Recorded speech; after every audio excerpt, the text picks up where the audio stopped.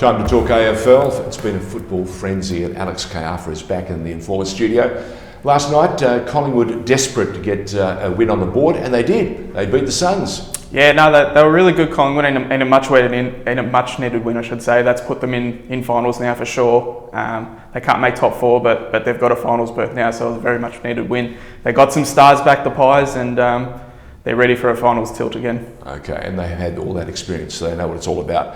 One of the sides that hasn't had that much experience playing at the bottom end of the season in a meaningful fashion has been Carlton. We had a chance to show that we have improved immeasurably. We took on a side that has struggled all year to get wins. Mind you, it's on an unbeaten run at the moment, and they continued that unbeaten run. I'm talking about the Adelaide Crows. Yeah, the Adelaide Crows just wanted it more.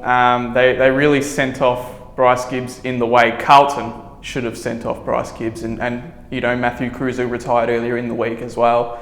And Carlton didn't really come ready to play, and you wouldn't have thought that the way that they performed, that they were a team that, you know, was still within a little chance of making finals. Now, is there any chance, and this is the interesting thing that I'm concerned about, is there a chance, Kade Simpson yesterday has announced that it's his last game and he's going to retire at the end of the season, which is a shock, 340 plus games, a real blue bagger, and he's been at the heart and soul for the better part of the last 15, 16, 17, 18 years, which is terrific. Is there any chance that we're going to see Kruse come on and play maybe, I don't know, 15 minutes, 20 minutes with Kade, and they can both walk out the door together? I'd absolutely love to see it. I don't think it's going to happen, but I would absolutely love to see it. There's nothing up. The match is meaningless, isn't it? It is a meaningless game. It would be brilliant to see. I don't think Cruiser's still. I don't think his body's holding up okay. I think that's the only thing. What about if he just runs out and it runs off? Yeah, that'd be. We could try that. Just give him a real send off. All right. St Kilda has been really, for all the fans, giving them so much hope.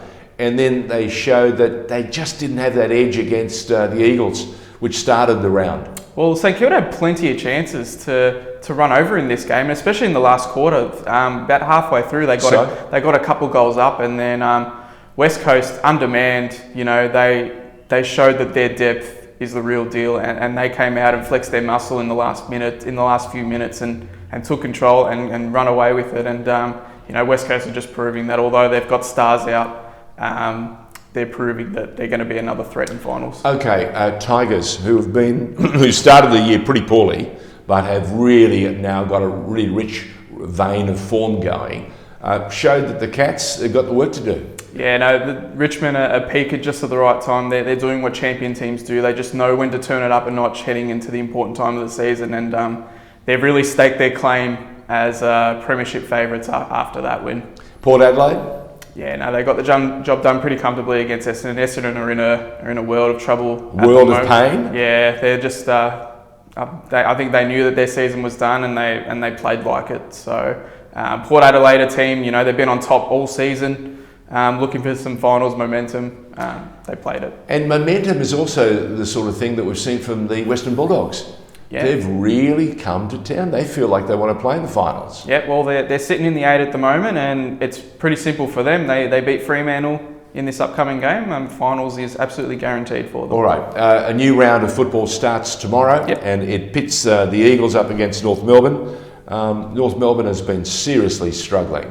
What are we likely to see, a runaway win? Yeah, I think we're pretty likely to see a West Coast runaway win here. North have been pretty poor. Okay, get back to St Kilda now. They play the Giants.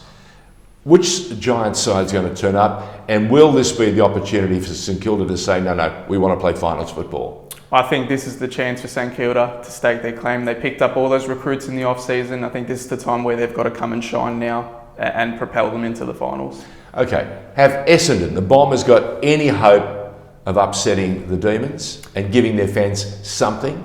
They do, and it's very dependent on which Melbourne team shows up, because Melbourne are like GWS, where you get the games where they come out and they play some incredible football, and then other times where you would think they're a bottom of the ladder team. So, I mean, you've got to back Melbourne in here after that impressive win against GWS, but again, it's a very, very tough game. Adelaide Crows take on the Tigers.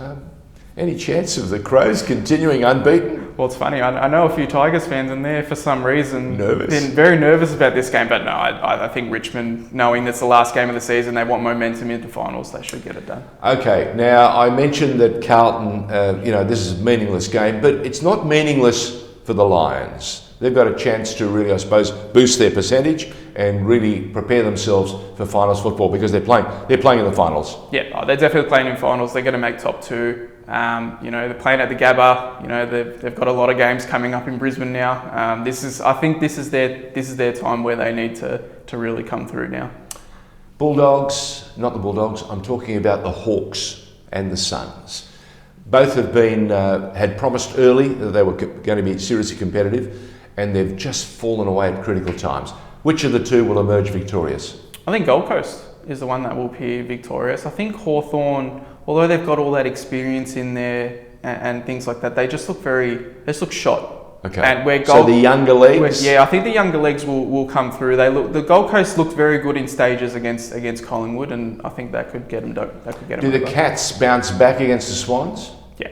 Yeah. I think Geelong just got too much class. They were missing a few players against Richmond as well. I think if they get those players back just before finals, they'll be okay. Bulldogs against the Dockers. Interesting game. It is a very interesting game because Fremantle are proving, they're no easy beats this year. They've come out and really surprised a lot of the top teams as well. And you'd expect the Bulldogs to win given the way that they're playing. They're running in waves at the moment. They're full head of steam.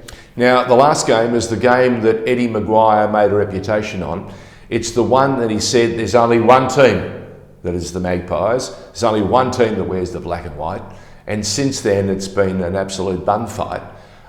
So which of the two? Was it Port Adelaide? Will they get to not be the power but more like the Maggies of old? Or will it be the Collingwood Magpies who emerge victorious?